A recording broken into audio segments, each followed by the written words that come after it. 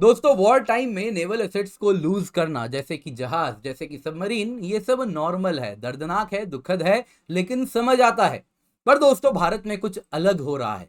जैसा आप जानते हैं, वेस्टर्न नेवल कमांड का हेडक्वार्टर मुंबई है और वहीं पर गेटवे ऑफ इंडिया के पास मौजूद है मुंबई नेवल डॉकयार्ड। अब यहां पर दोस्तों कुछ अलग हो रहा है। शिप्स आते हैं रिपेयर के लिए, रीफिटिंग के लिए, जो कि रूटीन फिनोमेना है, रेगुलरली शिप्स वहां पर आते हैं। लेकिन वहां पे पिछले 11 सालों में 3 जहाज का नुकसान हो चुका है। दोस्तों अब ये बड़े ही सीरियस सवाल यहां पर उठ रहे हैं। जैसा आप देख सकते हैं, कल का ये न्यूज है, फायर हुआ और उसके बाद नेवल डॉकयार्ड में जो जहाज है आईएनएस ब्रह्मपुत्र, वो सीवियरली डैमेज्ड है और आप जैसा देख सकते हैं वो एक तरफ टिल्टेड है। दोस्तों ये कोई पहला हादसा नहीं है। अगर आप देखें तो आपको याद होगा 2013 की बात है, जब भारत की सबमरीन आईएनएस सिंधु रक्षक का कुछ ऐसा ही नुकसान हुआ था इसी लोकेशन पे। वैसे ही 2016 में इसी लोकेशन पे आईएनएस बेतवा भी एक तरफ टिल्ट करके इस प्रकार से गिर गया था और अब 2024 में यही आईएनएस ब्रह्मपुत्र के साथ हुआ है। बहुत जरूरी है इन पर अब सवाल उठें, क्या कारण है, क्या कोई सैबोटैज कर रहा है या फिर कुछ स्ट्रक्चरल चैलेंजेस हैं, तो इन सभी को हमें जानना होगा। तो आइए आज के वीडियो में इसी पर चर्चा करते हैं। पर उससे पहले एक जरूरी अनाउंसमेंट है, आप लोगों को बता देता हूं। 15 महीने का यूपीएससी सिविल सर्विस एग्जाम का सब्सक्रिप्शन मिल रहा है केवल 23,999 रुपए में। ये तब है जब आप कोड यूज कर रहे हैं KC10। नीचे डिस्क्रिप्शन बॉक्स में आपको लिंक मिल जाएगा, जल्दी से जाएं, जाके इसका फायदा उठाएं। बाकी डिटेल में इस पे towards the end of the video हम चर्चा करेंगे। तो न्यूज में क्या है दोस्तों, ऐसा आप जानते हैं, इंडियन नेवी की फ्रिगेट आईएनएस ब्रह्मपुत्र काफी नामी फ्रिगेट है और काफी इंपॉर्टेंट फ्रिगेट है इंडियन नेवल एसेट्स में। One of the most important asset है ये। उसको दोस्तों सिग्निफिकेंट डैमेज हुआ है वहां पे। एक इस प्रकार से आप देखें तो पहले आग लग जाता है, फिर इस आग को कंट्रोल करने का प्रयास किया जाता है, लेकिन उसमें जुलाई 21 को ये आग शुरू होती है और उसके बाद ये वेसल अगर आप देखें तो टिल्ट कर जाता है अपने एक तरफ। जब नेवल टर्म में जब वेसल टिल्ट करता है तो इसको कहते हैं लिस्टिंग। जैसा आप देख सकते हैं यहाँ पे ये वेसल लिस्ट करके एक तरफ कुछ इस प्रकार गिर चुका है अपने पोर्ट साइड में, यानी कि टुवर्ड्स दी लेफ्ट। अब दोस्तों ये फायर तो हमने बुझा दिया है, लेकिन शिप कुछ इसी प्रकार से अभी भी टिल्टेड है। क्या ये शिप बचा पाएंगे या ये शिप एक गॉन एसेट है, अब इसको हम नहीं ला सकते, ये अब समय बताएगा। लेकिन एक देखने वाली बात है दोस्तों, यहाँ पे एक जूनियर सेलर है जो अभी भी मिसिंग है। सर्च एंड रेस्क्यू मिशन चल रहा है एंड हम भगवान से यही मनाएंगे कि वो सेलर भी हमें जल्दी मिल जाएं। फिलहाल दोस्तों सर्च एंड रेस्क्यू चल रहा है एंड उम्मीद करते हैं वो सेलर भी हमें मिल जाए। लेकिन एक बड़ा ही क्रिटिकल एसेट भारतीय नेवी का कुछ इस प्रकार से टिल्ट हो चुका है और कुछ लोग कह रहे हैं कि अब इसको शायद रिकवर कर पाना बहुत कठिन है। अब ये इतना सीरियस क्यों है? जैसा मैंने बताया, ये तीसरा इस प्रकार का एक्सीडेंट है और नेवल डॉकयार्ड मुंबई में जो हुआ है।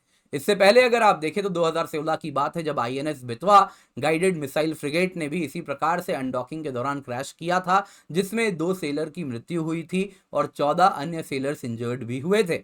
2013 की बात है, आईएनएस सिंधु रक्षक, भारतीय नेवी की सबमरीन, उसमें सीरीज ऑफ एक्सप्लोजन इसी नेवल डॉकयार्ड मुंबई में हुआ था। ये भी तब हुआ था जब ये मुंबई में बर्थ कर चुकी थी और वहां पे कहा जाता है ऑर्डिनेंस ब्लास्ट हुआ था, जिसके बाद ये सबमरीन डूब गई थी।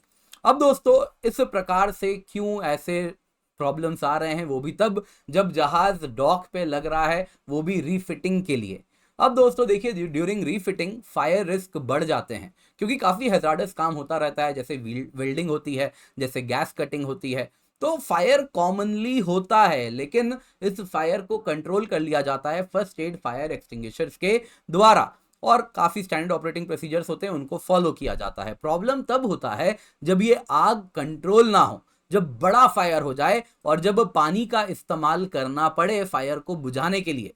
दोस्तों जब पानी का इस्तेमाल करते हैं आग बुझाने के लिए तो बहुत सारे चैलेंजेस होते हैं। क्या होते हैं अभी बताऊंगा। इसके सिवा जब टेम्परेचर इतना ज्यादा हो जाए तेज आग से कि जो स्ट्रक्चरल इंटीग्रिटी है शिप की, यानी कि जो लोहा वगैरह है वो पिघलना शुरू कर जाए हाई टेम्परेचर में, तो भी चैलेंजेस होते हैं। जैसा यहाँ पे बताया दोस्तों, आग लगने के बाद पानी का इस्तेमाल से बहुत बड़े प्रॉब्लम्स हो रहे हैं जो स्ट्रक्चरल इश्यूज को जनरेट कर रहा है।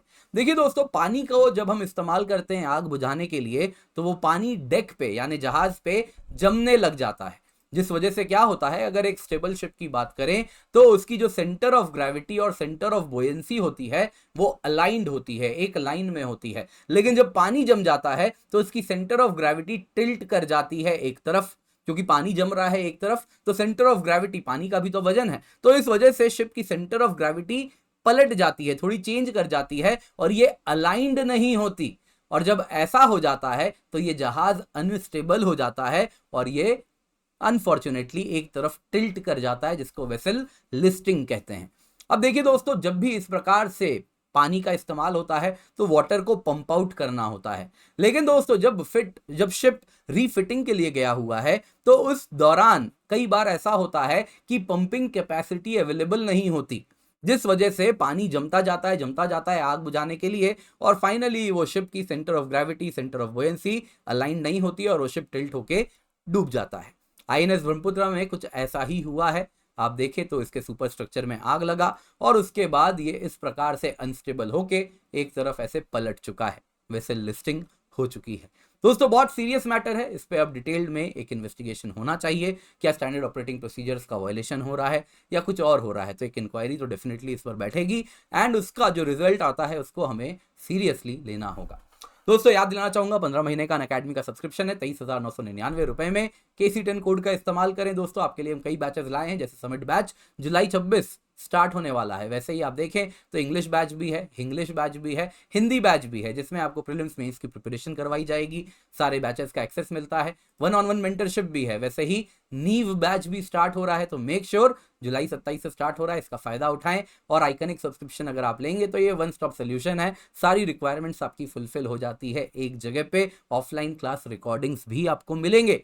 तो नीचे डिस्क्रिप्शन बॉक्स में जाएं, लिंक क्लिक करें, कोड जब आए तो use the code KC10 maximum फायदे के लिए। इसके सिवा ऑप्शनल बैचेस भी हम रन कर रहे हैं, तो इसका भी आप फायदा डेफिनेटली उठाएं यूजिंग द कोड KC10।